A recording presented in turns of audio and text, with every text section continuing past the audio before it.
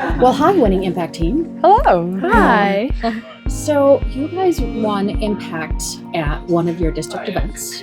Tell me about your process for creating the Impact materials this year, the essay, the executive questions, and the presentation. So starting off in the year, we started on January 11th, and we kind of just started off with the basics. We looked through the definitions of FIRST and what we wanted to accomplish with our presentation, what we wanted to convey with all Impact in general. Yep. And then we started on our essay and our EQs, and we really tried to flesh those out to make sure that in the future we weren't duplicating material, we weren't copying how things were said. So it really helped to work on those as well as the presentation.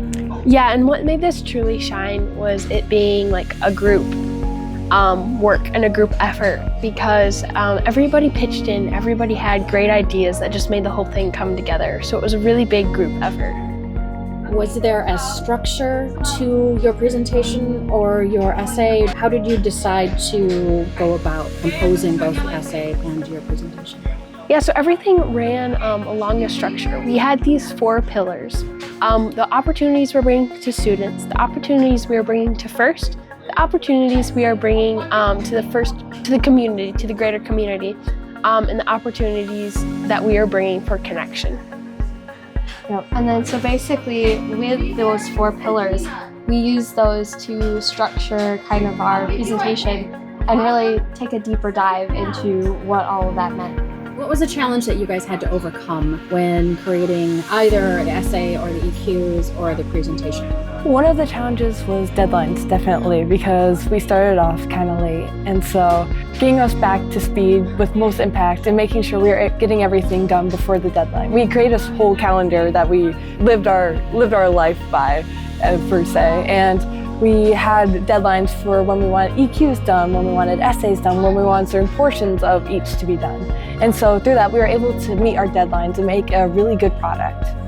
Yeah, so this was kind of after everything was done being written, but for states, we were all quite sick when we had to present, but we pulled through and we were drinking lots of water, doing lots of exercises to get our voices going, and it turned out being a really good presentation.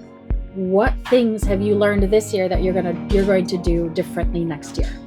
So we want to incorporate some advocacy in our program. So we've been looking into different ways we can advocate for our community. We also want to avoid having the setback of getting started later. We want to get a head start on the season as soon as we can. Now, each of you represent a different sub-team. How did you balance the work that you were doing in your sub-teams of build, code, and business media with the Impact work? Yeah, so it was difficult. I'm on the software team, and it's difficult because they're like, hey, can you help fix the robot? And sometimes you have to say, like, I can't right now, I have Impact, but just kind of communicating those time constraints and everything really helped kind of work with that. So if you could give a piece of advice to other teams who are either just starting in Impact this year or want to improve their Impact, what would you tell them in order for them to try to win one of those blue banners? I would say keep it personal. Like, it's more than just another blue banner. It's something that you need to work hard for, and it's something that should really mean a lot to you. You can't just do it on the side and be like, oh, hopefully we'll win Impact. Like, you need to put all of your effort into it, and keep it personal, keep it fun, and just dream with it. Yeah, really let yourself kind of come through in your work. That really helps. Another thing is for like what you can do for your program is tributary teams. They really help with getting more students into your team and everything. And it creates a lot of opportunities for younger kids because a lot of times we get a lot of our high school students from tributary teams and everything. So kind of building that value of robotics young and gracious professionalism and everything, like the core values and everything, really helps because that just kind of is strengthened when you move up. Yeah, to add on with that, doing a lot of outreach and service while service, you may not think at first that you might recruit a lot of kids into your tributary teams. You actually, when people see you wearing your t-shirts, they see you doing something. They're going to be inspired, they're going to be interested. We had people just today come in and ask about what our program's about. Getting your name out there and also showing the judges that you're getting your name out there and spreading steam, that's a big hitter. Yeah, one more thing I would say is knowing your team, knowing your stats, and knowing what FIRST is about and really capturing that and putting that into your essay. Knowing what you've done and what you've accomplished really clearly can help make an impact. How important is it for teams to be doing outreach in the community as it relates to impact? Yeah, so we think it's really important when it comes to impact because not only are you getting new students that will help your team and help your, everything grow, you're also getting your name out in the community and showing that you're willing to, you're not, I know it's a first phrase, but it really is more than robots. So it's kind of showing the community not just that we build robots, but that we care about building kids and we want to show them what STEM has to offer. What was the most fun part about being on the impact team this year? It's fun to get to know your impact team, and if you're not friends or you're not close to your impact team, you're not gonna show the judges of what your team, how strong your bond is. So you want to find people that you can connect with, people that you're comfortable with. Yeah, honestly, that was kind of my favorite part of doing impact is just connecting with my amazing teammates here. So that was just really cool and everything. I mean, there's the writing of it as well, there's the practicing, there's all that, and that's fun too, but just, learning more about your teammates and practicing for hours on end together, it builds a bond whether you think about it or not. Sometimes the judges would ask questions that maybe were really tricky or you didn't have the answer to. What advice would you give teams who are needing to answer those judges' questions but maybe don't know how? One little tidbit would just to be, to ask them, can you elaborate on that? And they can maybe either explain the question more clearly, or it gives you more time to think about your answer. So that's kind of a little tidbit we've used. Another thing is try to own your question. So it might not be something that originally when they first asked the question, you might not be thinking of all of the answers that you could give them. You might, it's hard to think of things to say for a question, but really just pick an idea that you want to share with the judges and really just own it and try to give those judges as much information as you can. Try to make sure it still kind of ties with the original question and everything, but it helps to have an event or a stat or something in your mind that you can help, you can try to drive home to those judges. How did you guys prepare for judge questions? We did a lot of judged question drills where we would be rapid fire with questions, and we really developed a technique of stepping forward when you had something to answer. So that was huge, and we just found a lot of stats and memorized a lot of stats. Yeah, we had several cases where we would just have a question and we would have a stat tied to that, and we would try to raise our hand the fastest, and that would get you a tally mark on the board. We kind of took those tally marks and made those more than just a number, and we made it so that the person that answered the most questions correctly got to be the first one, if and when we won impact, to hold that blue banner. And that really just kind of made it, I don't feel like any of us are really competitive, but that kind of upped the edge of it. So it kind of gave an incentive other than just being the one with the highest number. Who got to have the blue banner, and how did it feel when you won? It was me, and it was an amazing feeling, just knowing that weeks of hard work and collaboration could come together in just such an emotional moment. It was just so amazing. All the emotions at that moment is just amazing.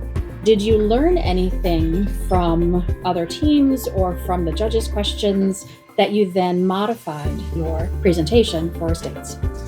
Yeah, we actually found a cool stat. We saw that another team had posted how many people they reach in their community, and we were actually asked that question previously, and we had no idea. So we found that stat and made sure it got into our board. And we reached into the people in our community, over 121,000 people, which was huge. So we were really, really excited to find that huge stat and to put that into our presentation. Was that for 1 year or for 3 years? That was actually just for 1 year. That was just for 2024. And we tried not to change the actual wording too much in our presentation, just to make it easier on the memorization and everything. But we did try to add a few different stats where we found them applicable and everything. But we kind of having, seeing what kind of questions they'll ask us and everything, that really helped with, practicing judging questions and everything, and just kind of seeing, what kind of things are they interested in. So what do you think was the contributing factor for you guys winning the Impact Award at Lake Superior State University?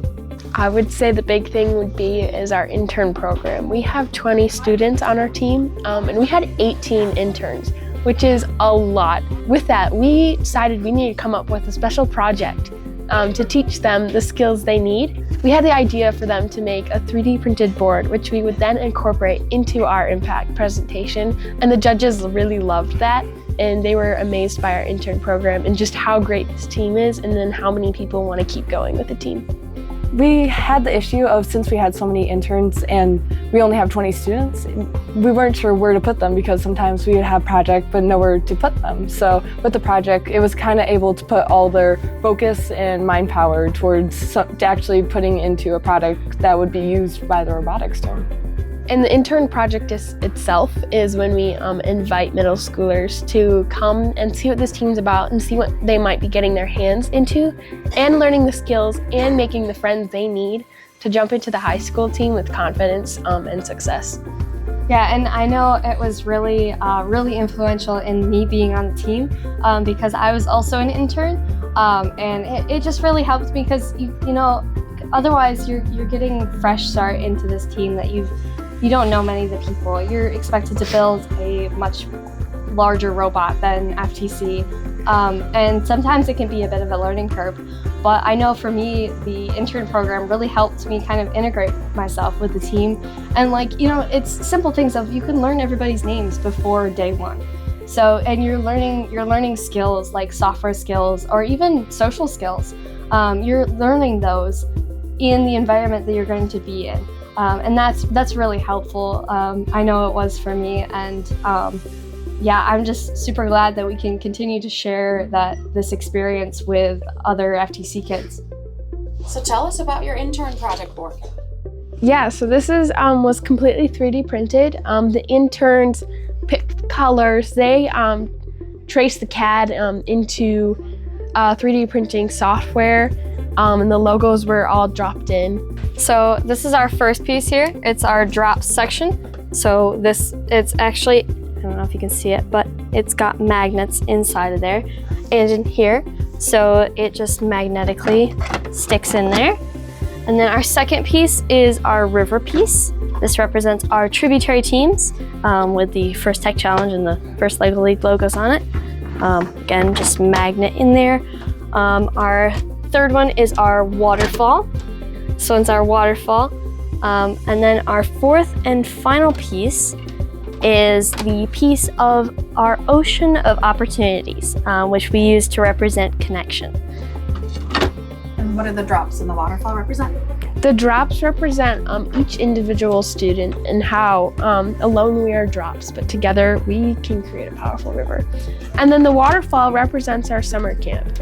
Once kids come through this river, they see our summer camps and they just dive right in. And then we mostly have all of them for the next of our tributary teams. Yeah, and then they flow from our waterfall being our summer camps into this gigantic ocean of opportunities. So they can experience this ocean anywhere along the river, but our main point is this waterfall here. So the theme this year was water-based, but you guys have another special connection with water. What's that about? Yeah, so the theme was water, and we were so excited because that is the essence of our team. Our connection with water is we do a lot of Adopt a Highway events and Grand River cleanup, which is mostly near water, and we pick up trash to make sure our waterways are clean. We figure being in Michigan and being around some of the largest bodies of water, we figure that it's important to keep that water clean. We want to make sure it doesn't get dirty and everything. So part of our team mission is to be water focused, and we do different service events like you mentioned, Adopt a Highway and the Grand River Cleanup, to keep our waters clean. Splish splash. Splish splash.